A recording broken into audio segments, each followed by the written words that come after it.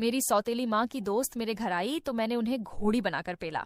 नमस्कार दोस्तों, मेरा नाम अभय है और मेरी उम्र 26 वर्ष है और मेरे पिताजी का नाम लाख सिंह है जिनकी उम्र 35 वर्ष है और मेरी सौतेली माँ की उम्र 35 वर्ष है जिनका नाम कामिनी है।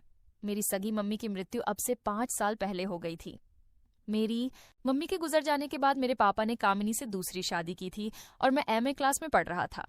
हमारे घर में पहले नौकरानी काम करती थी, लेकिन नौकरानी छुट्टी लेकर अपने घर चली गई थी। फिर मेरी सौतेली माँ अपने हाथ से ही काम करने लगी और पापा से बोला कि मैं खुद काम कर लूंगी। इससे कुछ मेरा शरीर को आराम भी मिलेगा, व्यायाम भी होगा और कुछ पैसा भी बचेगा। पापा ने कहा, ठीक है, खुद कर लो। सुबह सुबह पापा ऑफिस के लिए जा रहे थे। तब मेरी सौतेली माँ खाना बना रही थी और मैं अपने कमरे में सो रहा था। जैसे ही सुबह को 8 बजे मैं अपने कमरे से बाहर आया तो मैंने देखा मेरी सौतेली माँ अपने साड़ी के पल्लू को अपनी कमर से बांधकर और अपना पेटीकोट थोड़ा ऊपर कर कर घर में पोछा लगा रही थी। मेरी सौतेली मम्मी देखने में बहुत ही जवान और स्मार्ट थी। मैं अपने कमरे के गेट से ही खड़े होकर देख रहा था। अचानक मम्मी ने मुझे पीछे मुड़ के देखा और मम्मी ने बोला मुझसे, अभय ऐसे आंखें फाड़ के क्या देख रहा है? और हंसकर मैंने कहा, कुछ भी नहीं मम्मी। मम्मी घर का खाना वाना बनाकर और घर की साफ सफाई कर कर बहुत लेट हो गई थी। सुबह को लगभग 9-11 बज गए थे और फटाफट मम्मी नहाने के लिए बाथरूम में चली गई। लेकिन मेरी सौतेली मम्मी बाथरूम जाते समय अपना तौलिया ले जाना भूल गई। 2 मिनट बाद बाथरूम से आवाज आती है, अभय तौलिया ले आना। मैं उठा बेड से और तौलिया लेकर बाथरूम पहुंचा। मम्मी ने साइड से खड़े होकर किवाड़ की आड़ से और मुझसे तौलिया लिया।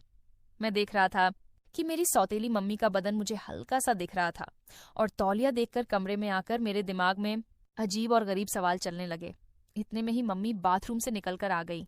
मम्मी के जिस्म से तौलिया बंधा हुआ था और अपनी ड्रेसिंग टेबल के सामने खड़ी हो गई और अपना मेकअप करने लगी। मैं अपनी सौतेली मम्मी को छुप छुप कर देख रहा था। मम्मी के दोनों हाथों पर क्रीम लगी हुई थी और अचानक से तौलिया खुल गया। फिर जो सीन देखने लायक था, मेरी आंखें फटी की फटी रह गई। मैंने देखा मम्मी सौतेली इतनी हैंडसम, इतनी जवान है, बिल्कुल नौजवान लड़की जैसी लगती है और मेरे नियत में फिर से अजीब तरह की बातें चलने लगी। सौतेली मम्मी ने पीछे मुड़ के देखा तो मैं गेट पे खड़ा था। सौतेली मम्मी फिर मुझसे बोली, अभय आजकल तुम जो है दिमाग अपना ज्यादा दौड़ा रहे हो और तुम्हारा दिमाग कुछ ठीक से काम नहीं कर रहा है। मैं देख रही हूँ तुम सुबह से मेरा पीछा कर रहे हो। और मैं डर गया। मैं बोला, मम्मी ऐसी कोई बात नहीं है। फिर मम्मी मुझसे बोली, बेटे मैं तेरी सौतेली मम्मी हूँ, मैं तेरी बात को अच्छे से समझती हूँ। और मैं थोड़ा सा मुस्कुराया और फिर मैं बोला, हाँ हाँ हाँ हाँ मम्मी। हंसकर बोली, बेटा तू क्या मुझे चुप चुप कर देख रहा है? मैं खुद तुझे दिखाना चाह रही थी क्योंकि तेरे पापा की उम्र 42 वर्ष से ऊपर हो चुकी है और उनसे कुछ हो भी नहीं पाता है। इतना सुनने के बाद मेरे मन में जो आग लगी थी वो देखने लायक थी और मैं ड्रेसिंग टेबल के पास पहुंच गया। पहुंचने के बाद मैंने अपनी मम्मी से चिपक गया। मम्मी बोली, मैं भी बेटे बहुत दिनों से इंतजार कर रही थी कि कोई मुझे भी प्यार करे, क्योंकि तेरे पापा की उम्र ही इतनी हो गई कि वह प्यार करने के काबिल ही नहीं है। फिर मैं अपनी सौतेली मम्मी से हंसकर बोला, कोई बात नहीं मम्मी, मैं हूं ना। और मैं अपनी सौतेली मम्मी को अपने पापा के बेड पर ले गया और मैंने वहां जाकर अपनी सौतेली मम्मी को खुश कर दिया। खुश करने के बाद मैं अपनी सौतेली मम्मी से बोला, क्या मम्मी मैं आज तुम्हारे पास सो सकता हूँ? सौतेली मम्मी बोली, ये भी कोई पूछने वाली बात है? जब तक तेरे पापा ऑफिस से नहीं आ जाते तब तक तू मेरे पास सो सकता है। मम्मी इतनी रोमांटिक बातें कर रही थी कि मेरा मूड बार बार बन रहा था। सौतेली मम्मी ने कपड़े भी नहीं पहने थे और मैंने फिर से उन्हें दोबारा खुश कर दिया और मम्मी के मुंह से निकला, अब बेटा हमारा जवान हो गया है। मैं भी अपनी सौतेली मम्मी से कहने लगा, मम्मी मैं भी तुम्हें हर रोज खुश करता रहूंगा। मम्मी बोली, ठीक है बेटा, तुझे हर रोज मौका मिलेगा। जब से मम्मी के साथ मेरा रहना सहना हुआ था तब से मम्मी पापा पर बिल्कुल भी ध्यान नहीं दे रही थी। मम्मी का पूरा फोकस मेरी तरफ रहने लगा था और सौतेली मम्मी मेडिकल से नशे की गोली लेकर आ गई। जैसे ही पापा ऑफिस से आते थे उन्हें दूध में नशे की गला साफ करने की आवाज गोली मिलाकर पिला देती थी और वह सो जाते थे और पूरी रात सौतेली मम्मी मेरे साथ एंजॉय करती थी। अगली ही सुबह पापा के ऑफिस जाने के बाद मेरी सौतेली मम्मी की दोस्त लक्ष्मी आई थी। जैसे ही वह हमारे घर में आई थी मैं अपने रूम में चला गया और दोनों सहेलियां आपस में बातें करने लगी। लक्ष्मी बोली, मेरा पति तो बहुत ही ढीला है, कुछ नहीं कर पाता है। फिर मेरी सौतेली मम्मी बोली, लक्ष्मी तेरा बेटा भी तो काफी बड़ा हो गया है, तू उससे बात क्यों नहीं कर लेती। इतना सुनने के बाद मेरी सौतेली मम्मी की दोस्त मम्मी से लड़ने लगी और कहने लगी, वो मेरा बेटा है, ऐसा मैं सोच भी नहीं सकती। फिर गुस्से में आकर लक्ष्मी बोली, क्या तू अपने बेटे के साथ ऐसा कर सकती है। मेरी सौतेली मम्मी तुरंत बोल गई, हाँ मैं कर सकती हूँ। और मेरी सौतेली मम्मी ने कहा कि लक्ष्मी तू एक काम कर, अगर तुझे अपने बेटे से यह सब करने में शर्म आ रही है तो तू मेरे सौतेले बेटे से कर ले। फिर लक्ष्मी बोली, क्या तेरा बेटा मान जाएगा। फिर मेरी सौतेली मम्मी बोली, हाँ वो मान जाएगा। फिर जोर से मुझे आवाज लगाई, अभय इधर आ। और मैं वहां आकर हंसने लगा। और मेरी सौतेली माँ बोली, क्या यह मेरी दोस्त है, इसके साथ तू संबंध बना सकता है।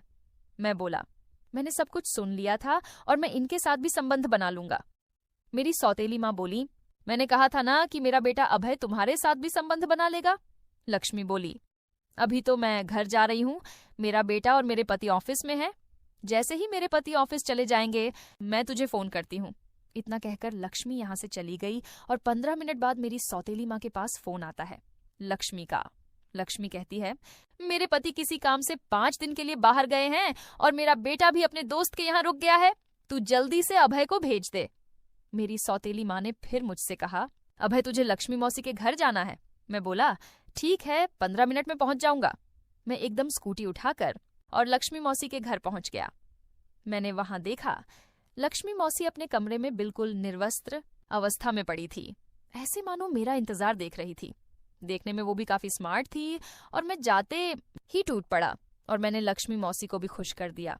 फिर 5 मिनट बाद मौसी उठकर बोली, मैं तेरे लिए चाय बनाकर ले आऊं।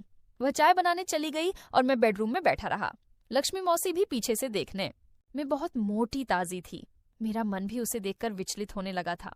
जैसे ही बेडरूम में अंदर लक्ष्मी मौसी चाय लेकर आई, मैंने चाय एक तरफ रख के और लक्ष्मी मौसी को फिर मैंने अपने बेड पर गिरा लिया। गिराने के बाद लक्ष्मी मौसी को फिर एक बार मैंने खुश कर दिया। और लक्ष्मी मौसी के घर चाय पीने के बाद मैं बोला, मैं अपने घर जा रहा हूँ।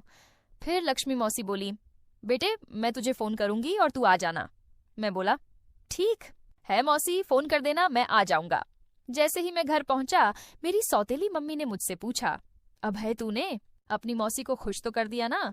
मैंने हंसकर बोला, मम्मी चाहे तो तुम फोन कर लो लक्ष्मी मौसी को।